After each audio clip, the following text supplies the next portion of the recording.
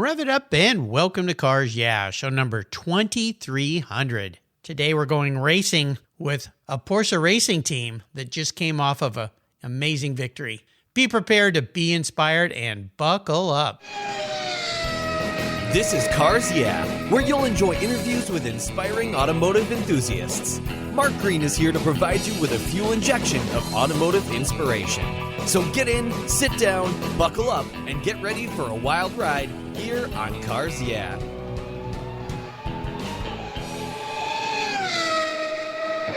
Hello, inspiring automotive enthusiasts, and welcome to Cars Yeah. Oh, it's going to be fun today. I'm in Concord, Ontario, with a very special guest by the name of Steve Bortolotti. Steve, welcome to Cars Yeah. Do you have any gear, and are you ready to release the clutch? Yes, sir. Well, thank you for having me, Mark. You're welcome. We're going to have some fun, and you guys have just come off an amazing victory. Not really that amazing, because you guys win all the time, but this was a really special. We're going to learn about that. But before I give you an introduction and we dive into what you're doing, what's one little thing that maybe most people don't know about you?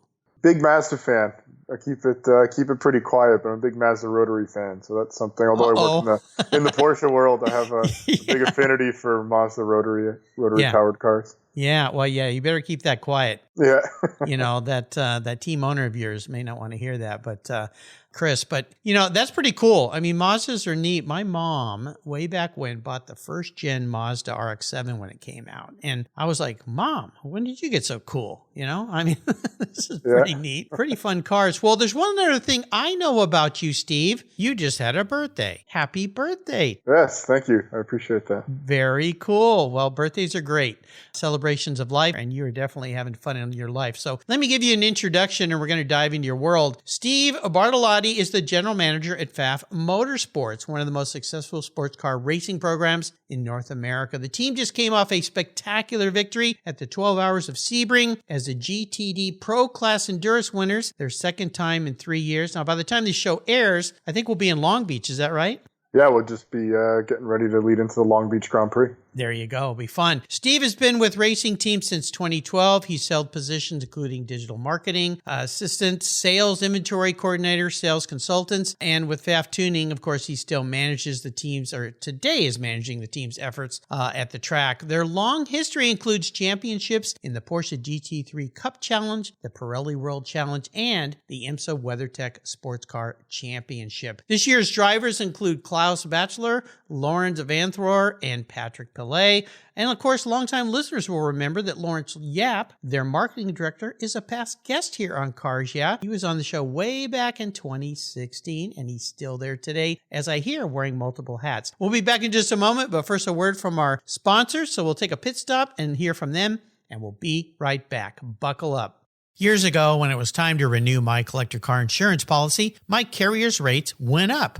Way up, but my usage was the same and I never made a claim. I didn't even have a ticket. So what's with that? So I turned to American Collectors Insurance. Has your collector car insurance recently raised your rates for no good reason? Tired of paying an annual membership fee? Then it's time to look around and call American Collectors Insurance. I shopped around, I asked friends for recommendations, and found a winner that I can trust. And boy, I'm glad I did. I saved hundreds of dollars every year and slept better at night knowing my baby was properly insured. American Collectors Insurance have been protecting vehicles since 1976. They provided me with an agreed value insurance policy backed by their history of taking great care of their clients. What could be better than that? So give them a call and ask for a quote today. 866-ACI-YEAH. That's 866-224-9324. And protect the ones you love like I did with American Collectors Insurance. Classic car insurance designed by collectors for collectors. For several years now, you've heard me talk about Linkage Magazine. I've been a subscriber since the start. Their talented and creative team brings you a spectacular publication and website that shares the automotive passion from a worldwide perspective. Linkage is about driving, restoring, collecting, and first-hand experience at collector car auctions and more. They bring you real-world values plus rational, experienced opinions on the current markets. They cover the automotive world and the people who share our passions. And Linkage Magazine has grown, mailing you 6 issues annually. Join me on this journey with Linkage. They're geared for the automotive life. You can subscribe at linkagemag.com.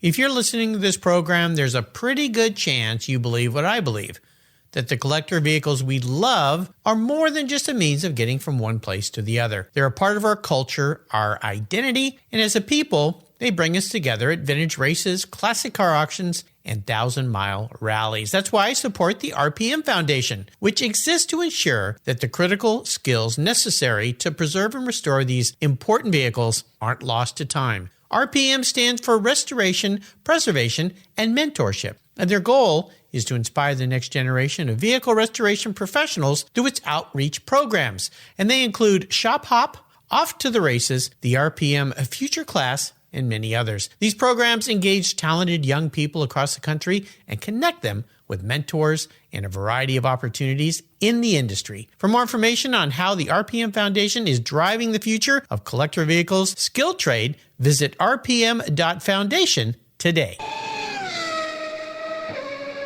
So, Steve, now this long career you've had in the racing world, I want to go back to the beginning because I understand you're in college and you really wanted to go be a race car driver and you decided, you know what, I just got to get out there and do it. And that's what you did. And here you sit many years later managing a team. But can you kind of walk us through that history before we dive into what you guys are doing there today at Pfaff? Yeah, absolutely. So I went to Georgian College, the Automotive Business School of Canada, which was a college just north of Toronto in Barrie, Ontario. They have an automotive-focused program there. So I was going through the courses there, and as you would know, school is quite expensive. And there was elective courses that I was taking that I felt I was, not really sure how I would apply the philosophy of food and some of this other stuff to my dream of basket becoming weaving 101. Yeah, right. So I was really confused as to why I had to pay so much money for these courses when I thought, well, that could make my car faster. So, to my point earlier about my passion for Mazda rotaries, I had a Mazda RX-8 that I was tracking quite heavily and wanted to, I was competing in time attack events and autocrosses, and I really wanted to go racing with it. So I figured, well, if I don't take those arts courses and I take all the business courses I had to take, I could, get a job, which happened to be at Pfaff on a co-op, and I could work, make money, and go racing. So smart guy. Nice. Yeah, right. Like any car guy. So I spent way more money than I was making, trying to chase the dream of becoming a racing driver. And oddly enough, a guy who works for us to this day and was a good friend of mine, Corey Whiteman, at the time was also, racing his own car. He had a BMW that he was taking to the track, and I let him do a few laps in my car, and I remember thinking to myself, well, he's going the same speed as me in my car. So either one of two things is happening. He's either a lot better than me at this, or he's driving my car and doesn't care to crash it. Well, Corey and I are good friends. And I knew it wasn't the latter, so I figured it was probably my lack of talent. So I figured that I might need to find something different, to do in this sport that I could put my passion towards and find rewarding. And that's when I volunteered on the Pfaff Motorsports team. As I was already an employee there, I reached out to the manager at the time, who was running the McLaren Toronto dealership, Jimmy Vervitas. And I said, hey, Jimmy, I really love to work on the team. I'm quite mechanically inclined. This is what I do with my own cars. I feel like I can do everything you need.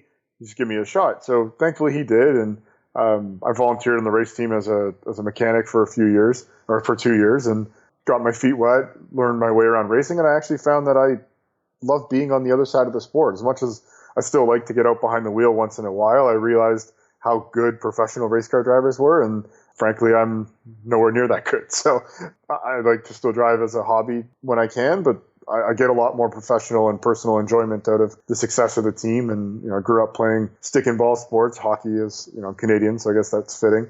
Yeah. I felt like I had a good grasp of the team atmosphere and the team angle and how racing truly was a team sport. And that started in 2013, 2014 when I had my first years with the race team. And then in 2015, Jimmy got busy with his day job as, the manager of McLaren Toronto. And I was offered the job as the manager of the team, and off we went and started writing our story from there. And actually, Laurance Yap, to your point earlier, helped me with a 5-year plan at that point that saw us in 2020 reaching the IMSA WeatherTech SportsCar Championship. And here we are.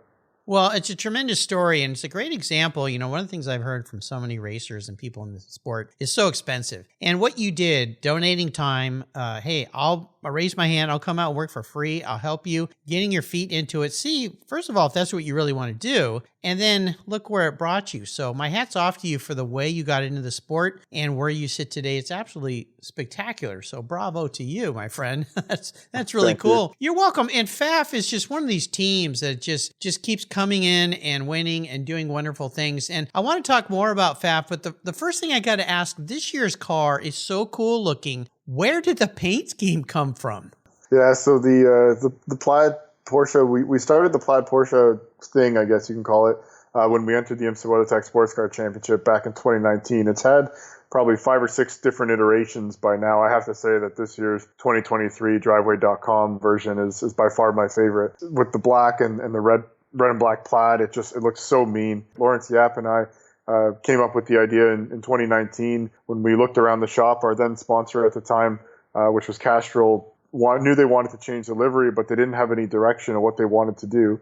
So Laurance and I looked around the shop and we saw it was one of those typical minus 30 Canadian cold winter days. And we said, oh, everyone's wearing plaid. How cool would it be if we made a plaid car? Yeah. And I'm pretty useless with Photoshop. So Laurance was able to mock it up in Photoshop for us, and we submitted it to Chris Pfaff, and he was kind of like, well, I don't get it, but you and Laurance seem very passionate about this, and you're both smart guys, so I'm going to let you run with it. And we ran it by Castrol, and they loved it, and yeah, and as time went on, the fanfare around it was incredible. We were new to the series, and we already had fans, which was awesome. And then when our contract was up with them and Motul came on board, we were worried that they would want to change it, and Motul said, no, the reason we're coming to you is we love the plaid theme, we love the plaid Porsche, it rolls off the tongue. They wanted the association with the plaid Porsche. So now here we are. That original plaid Porsche is still in our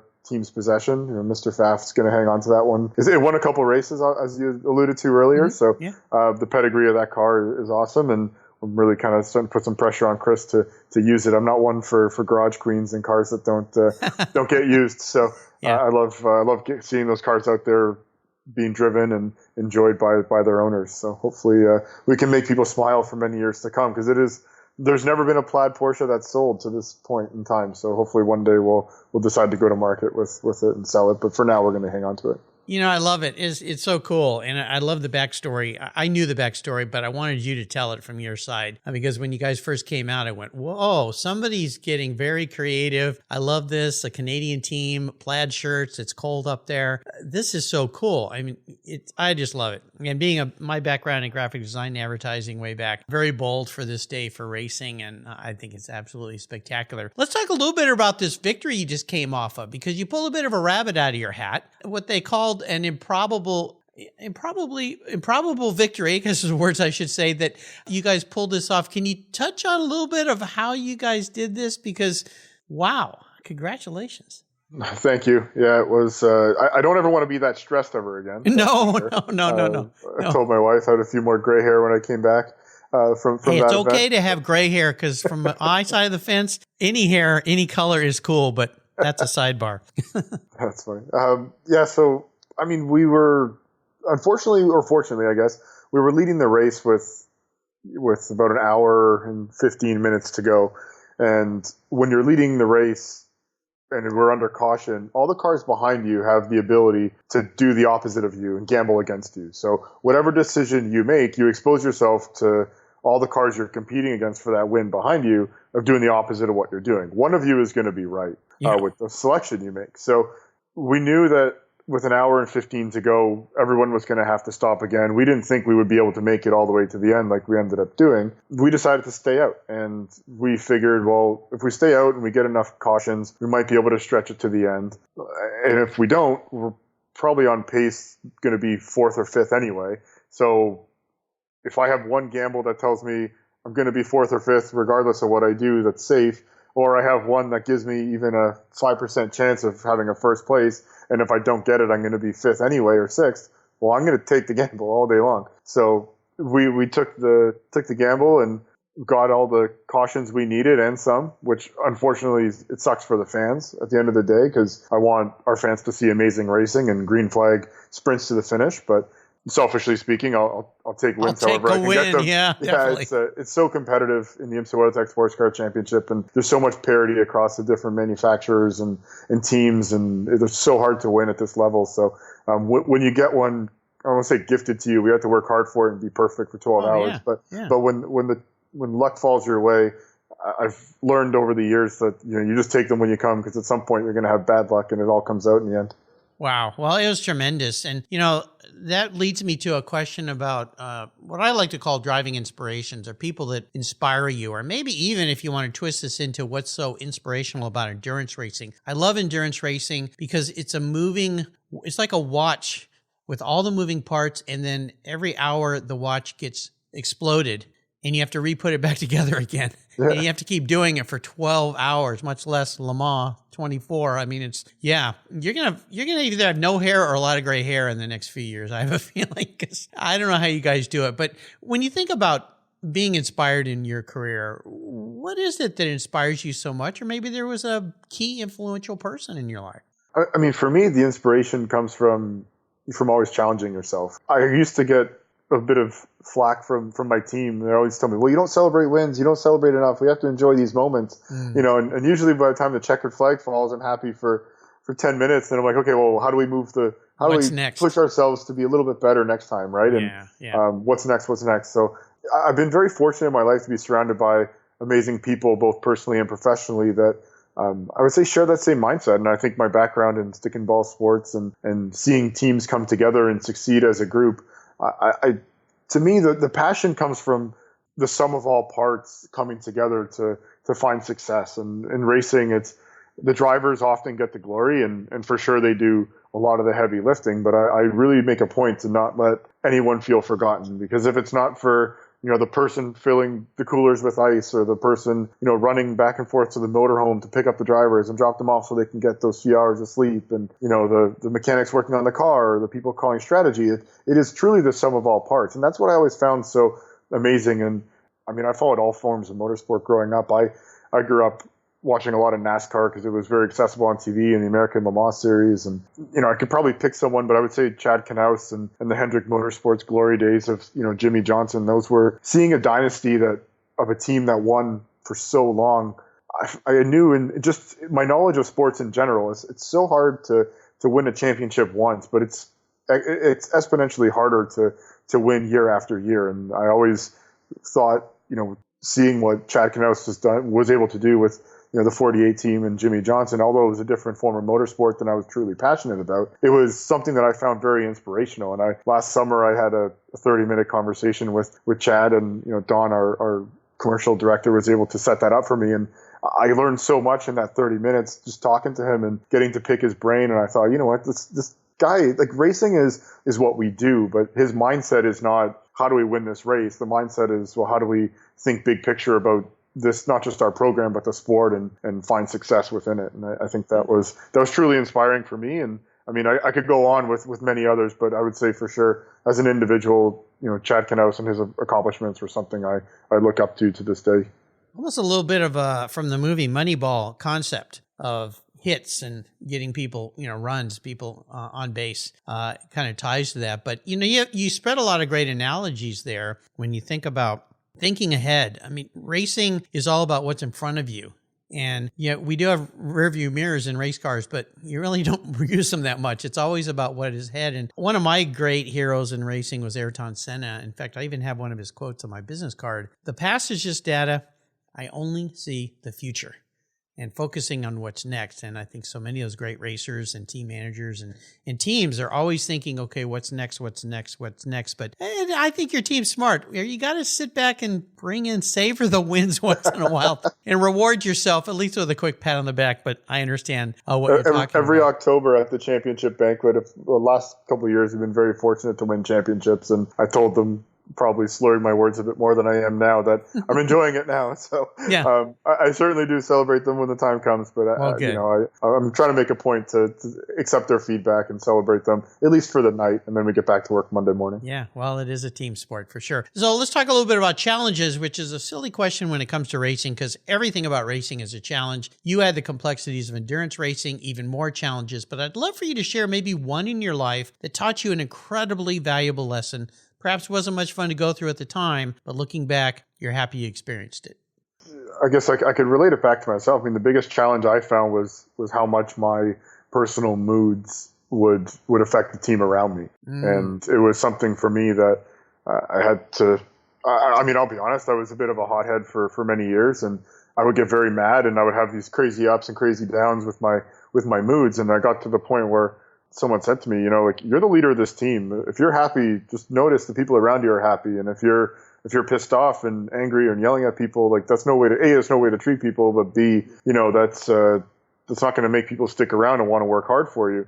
You just got to pick one and stick with it. And that's just who you are. And I took that advice to heart, and that was certainly very challenging for me to hear, and nobody wants to hear that. But as a team, I was starting to realize that, hey, maybe I'm the problem here, and maybe the people around me are not getting the best out of them. And we had a year where there was we were crashing a lot and mechanical issues in 2019, and just nothing was going right. And I had to kind of self-reflect and say, okay, well, maybe these challenges are brought on because of myself and some of the things that I'm doing. So I would imagine most of my team can at least vouch for me in the fact that now I'm never too high, never too low. And but those challenges that came from maybe the issues I created myself were something I had to learn from. And there's people that don't work for us anymore that maybe I made a knee-jerk reaction to get rid of at the time. And these are things that professionally you learn to not do, and realize when you get older, especially how hard it is to retain people within your program. And I've been thankful I've been able to retain them for the last few years now. I think I've expanded my ability to learn how to treat them, and that was something that is one of those lessons that you sometimes learn the hard way, but at the same time, you never forget. Wow. Awesome, powerful lesson there you just shared with us. You dropped a big golden nugget there, as I like to say, because a lot of people don't realize that, and especially some leaders. And, they always say that people leave companies not so much for the pay nor the job. It's their manager or their boss. Yeah. And if they're hard to work around, and racing, or a lot of things in life are hard, and being tough is different than being moody or irrational or whatever. I'm not saying you were those things, but I understand. Okay, well, good. Well, you said it then, not me. But I understand. But yeah, I mean, when times are tough, everyone looks up to the person that is in charge. Like, how do we deal with this? And if they're all pissy and mad and angry, well, I guess I got to be that way too. And it, the stone rolls down the hill, and it just gets worse and worse. I think like a snowball. It gets bigger and bigger, and pretty soon, like you say, that poor person that puts ice in the chest is like going, this isn't any fun. Yeah, exactly. And that's so true. So yeah, awesome story. Well, I'm so happy you discovered that at a young age too. A lot of people, it takes a long time, and we've all worked around somebody that we really look back and go, man, I really like that place, but that person was a jerk. And I wish I could have stayed. So valuable lesson you shared with us. I want to talk about a special vehicle in your life. Now, you'd already spoke of that Mazda, or as you call it up north, Mazdas. Is that the special vehicle in your life, or is there maybe another one? I mean, I've had lucky enough to have a few. I would say growing up, my dad had a 289 Cobra, which I thought was something very special. To this day, I still think it's one of the most beautiful cars ever made. But yeah, my Mazda RX-8 was my pride and joy growing up. A lot of people still remember me to this day for having that car. I did a swap with it.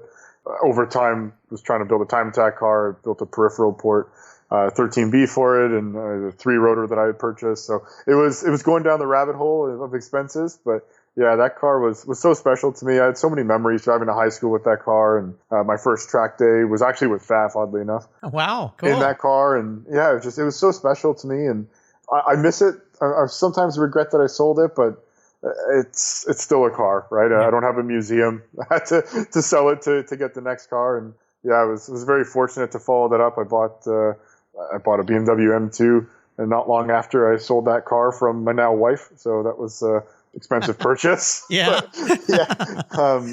So she's a sweetheart, and that's how we met. So we met through the dealerships, and I bought a car from her, and next thing you know is history. All right. That's a great story. I love it. Yeah, I like to play car psychologist here and crawl into my guest's head a little bit. If you were reincarnated, manifest as a vehicle, what would you be, but more importantly, why? Oh, all right. That's a great question. I know you got to dig deep for this one. Yeah, I'd be a 1993 Mazda RX-7 R1 would be my. Okay.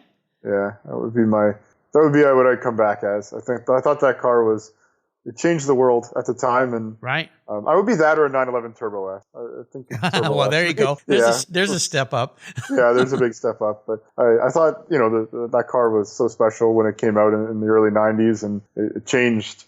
It was competing against Porsches, right? At 944s and I guess 928 at the time, and these different vehicles. It was very ahead of its time, and it was unique, and that was cool. And I think to this day, a Turbo S is the ultimate Porsche. So I still have a soft spot for Porsche. I have to be careful what I say. I don't want to pump Mazda too much. I still love my Porsches.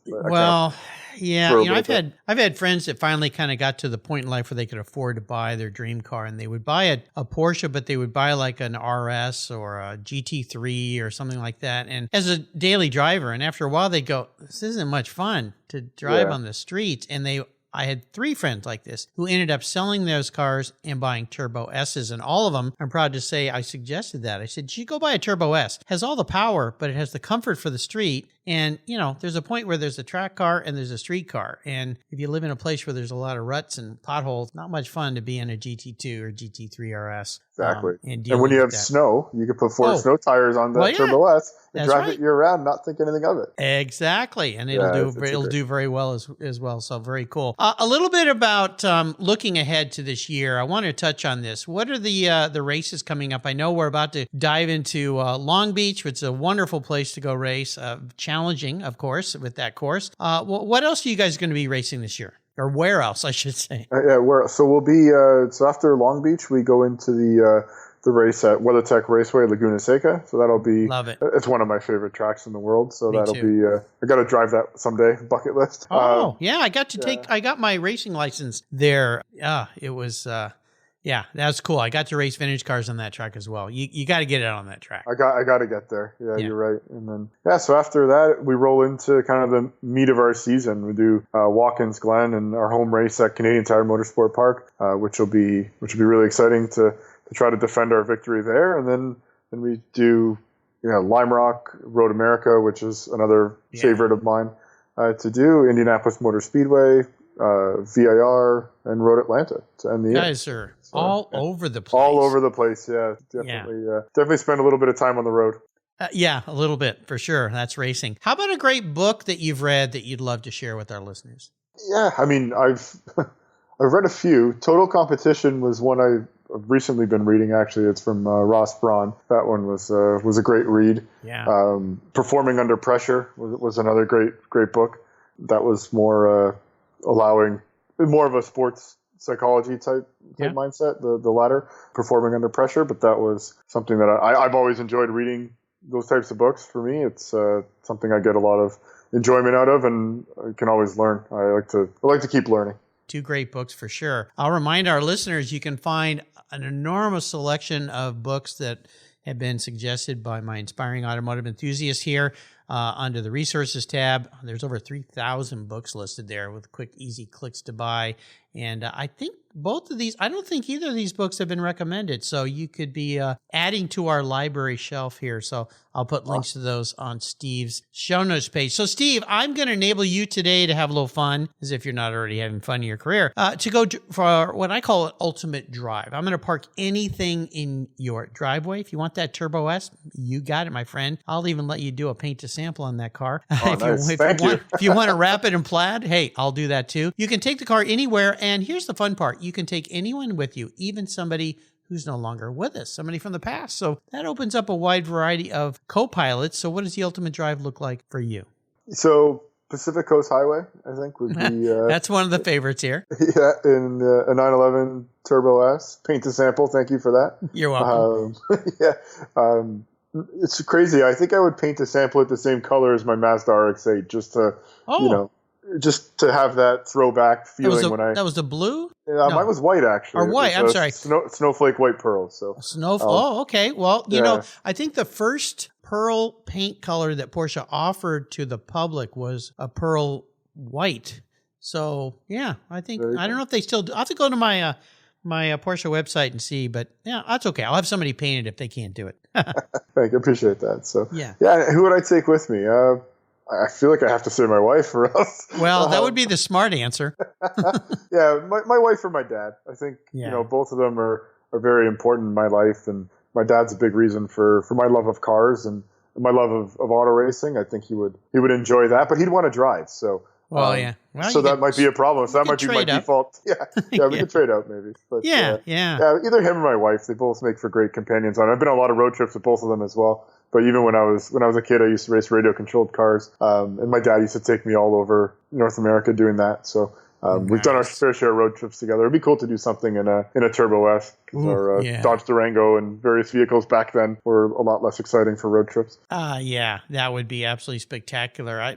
My listeners know this story, but my son and I, when my son was 8, he's 29 now, I picked up a car that John Wilhoit in Long Beach built. Wilhoit restores older Porsche 911s and 356s. And he built this car using, for a client, one of Chuck Beck's 550 Spider replicas. But he used all Porsche parts, including the motor. And we drove that car from Long Beach back to Gig Harbor, 1,500 miles. And we were driving up in Northern California, and this car was coming up behind us very fast. And the mirrors on that car were small. I couldn't quite make it out. And all of a sudden, right next to me was a Porsche Turbo. And the guy looked over and gave us a thumbs up, and we gave him a thumbs up. And he just stood on it and just went flying away. And I don't think it was 2 minutes later, a California Highway Patrol went by us full tilt. I mean, he must have been doing 90 miles an hour, lights on. And we got up a little ways up, and he'd caught up with that guy and had him pulled over. Yeah, I always remember. But the guy gave us a thumbs up when we drove by. So he had a good attitude. Always good to have a great attitude like you shared with us earlier. You have taken us on a wonderful journey, my friend. I knew this would be fun to learn more about what you're doing there at Pfaff, what you guys are doing. Again, a huge congratulations to the team, to all your success. Long Beach is going to be another great race, no doubt. Before I let you go, could you share some parting words of wisdom, maybe a success quote or a mantra with us? Yeah, I mean, just put yourself in an uncomfortable situation would be my best advice. I certainly didn't have the credentials when I started in this sport, but I asked for things that, maybe you don't feel you have earned yet, and try to see what you can get. I have no shame in asking, for the next job or asking for the next opportunity and trying to make it work. And that sometimes puts you in an uncomfortable situation because then the self-doubt rolls in and the voices in your head start rolling. And I've always felt that those voices in your head are just a distraction from what you're really truly capable of. And I have to say, like, over the years, I've loved, and this isn't like a talk about race, like this isn't a racing comment, but Lewis Hamilton has a lot of, I guess, good quotes that he's put out in the media over the years, and not so much about competition, but one thing I do remember him saying was that we're all powerful beyond measure and don't limit. So I did steal that from him, and that it just goes back to my point earlier about not getting in your own way. Put yourself in uncomfortable situations and push yourself every day to just do a little bit more and a little bit better. And that's how I found success. Maybe that doesn't work for everybody, but that's my best advice to aspiring automotive enthusiasts. It's great advice. Yeah, good things happen when you're out there on the edge and trying things you've never done. That's what makes life interesting and fun. And there's always that saying where people are at the bedside of elder people who are passing away, and they say, "What are your greatest regrets?" And that's one of them, is not putting myself out there, not trying more things, doing things that I was uncomfortable with. So great quote you left us with today. Put yourself in an uncomfortable situation. How can people learn more about Pfaff Motorsports? Hit up our website, pfaffmotorsports.com. Would be a great way to do so, and feel free to give us a follow on Instagram or on YouTube as well. We try to keep the content coming on both of those platforms. Absolutely. I'll put links to all of these: Facebook, Instagram, Twitter. Their website is spectacular. Everybody there on the team is doing a wonderful job. So a big hats off again. And of course, one of your teammates, Jennifer Klein, who put us together today. So Jennifer, thank you very much for introducing me to Steve. Steve, hey, thanks for being so generous today with your time and your expertise and taking a little pit stop with me here today and sharing what you and the team are doing at Pfaff. Again, congratulations on Sebring, and I'm sure this is going to be a spectacular year for all of you. Until you and I talk again, I'll see you at the next race, hopefully Long Beach. Thanks, Mark. See you. You're welcome. Thank you so much for joining us on today's ride here at Cars Yeah. Drive on over to carsyeah.com to find show notes and inspiring automotive fun. Download your free copy of Filler Up, a fun book filled with gorgeous photographs of fuel filler fun, including quotes from more inspiring automotive enthusiasts. Download your copy today, and we'll see you next time on Cars Yeah.